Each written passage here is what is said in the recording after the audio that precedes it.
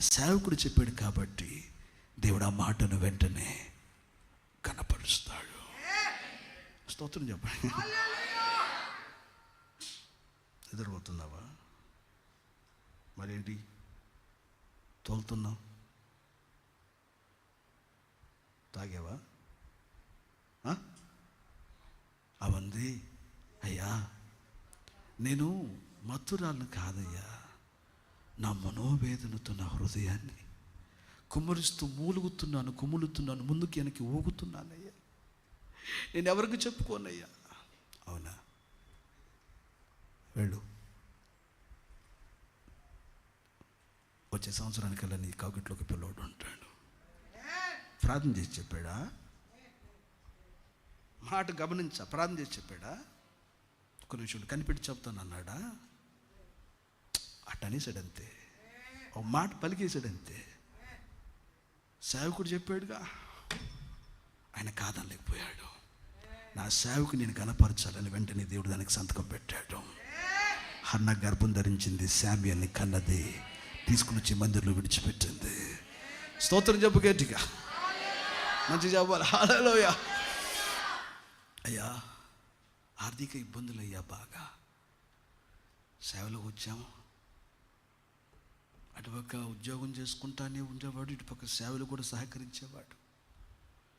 అటుపక్క రాజు దగ్గర పనిచేసేవాడు, ఇక్కడికి వచ్చి మీకు శిష్యుడిగా కూడా ఉండేవాడు. నీ శిష్యుడు, నీ సేవకుడు, నీ దాసుడు చనిపోయాడయ్యా. అప్పుల వారు వచ్చి ఇంటి మీద పడ్డారయ్యా. అప్పు చెల్లించకపోతే నీ పిల్లలను రేపు ఈ సమయానికల్లా మాకు పనివారుగా తీసుకుని వెళ్ళి నువ్వు ధనమంతా చెల్లించేంత వరకు వారిని మా ఎదుట మేము పనివారుగా ఉంచుకుంటాం, కటాక్షించాలని సేవకుని బ్రతిమాలింది.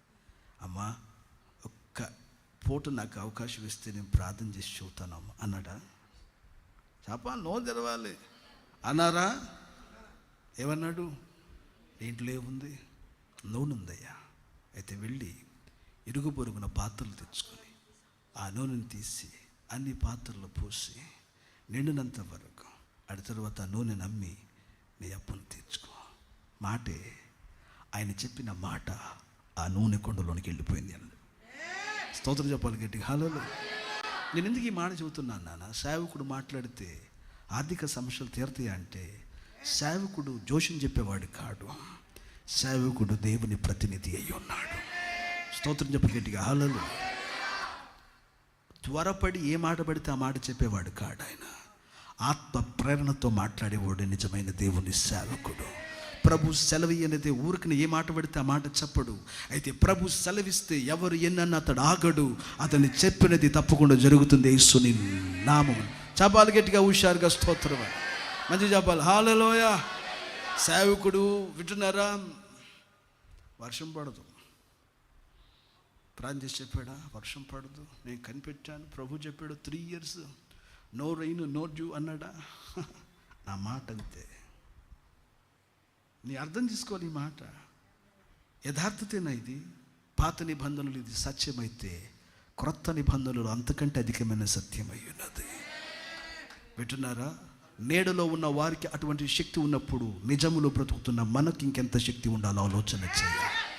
ఆత్మ పూర్ణత లేని వారు అలాంటి అభిషేకములో వారు సంచరించినప్పుడు, ఆత్మ పూర్ణతలో సేవ చేస్తున్నప్పుడు ఇంకెంత కార్యాలు ఇక్కడ జరుగుతాయి ఆలోచన చేసి చూడాలి. నా మాటలు వింటున్న వారు ఇక్కడ ఉంటే చేతులైతే దేవుని స్తోత్రం చెప్పగలరు.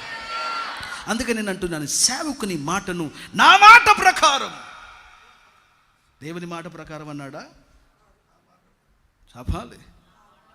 నా మాట ప్రకారం వర్షమైనను మంచైనను పడదన్నాడు. దేవుడు వెంటనే స్లాబ్ వేసేసాడు పైన. వర్షం పట్టల, అసలు మంచు పడట్లా, కరువు తాండవం ఆడింది. యెజబేలు ఏ దేవుళ్ళనైతే వాన దేవుళ్ళని తెచ్చుకుందో, ఏ దేవుళ్ళనైతే సంతతిని ఈనింపజేసే దేవుళ్ళని తెచ్చుకుందో, ఆ దేవుళ్ళ తిరణాలు బాగా జరుగుతున్నాయి, కానీ ఆ దేవుళ్ళు వాటిని తీసుకురాలేక కారణం ఆకాశములు, వర్షము, మంచు యెహోవా స్వాధీనములో ఉన్నవన్నమాట. చెప్పగట్టిగా హల్లెలూయా.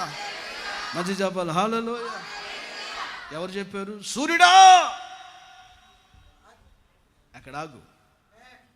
ఎవరన్నారా మాట? ప్రభు చెప్పమన్నాడు, సూర్యుని ఆగమని చెప్పాను అన్నాడు. సేవకుని మాటను దేవుడు గణపరచువాడు. మంచిగా చెప్పాలి. హల్లెలూయా. అందుకని ఆత్మ సంబంధమైన సేవకులు ఏదైనా ఒక మాట చెప్తే డోంట్ టేక్ ఇట్ లైట్. నువ్వు లైట్గా తీసుకున్నది నీకు లైట్గానే పనిచేస్తుంది. ఈ మాట నువ్వు గట్టిగా పట్టుకుంటే ఆ మాట నీకు జీవంగా మారుతుంది. ఇస్తున్నా స్తోత్రం చెప్పు గట్టిగా. హల్లెలూయా. నువ్వు బ్రతుకుతావు, ఇబ్బంది లేదనంటే ఖచ్చితంగా నువ్వు బ్రతుకుతావు. ఆమేన్. వింటున్నారు నా మాట? సిద్ధపరుచుకోనంటే ఇక నువ్వు అన్ని రెడీ చేసుకోవాల్సిందే. సేవకుని మాటను దేవుడు ఏం చేస్తాడు?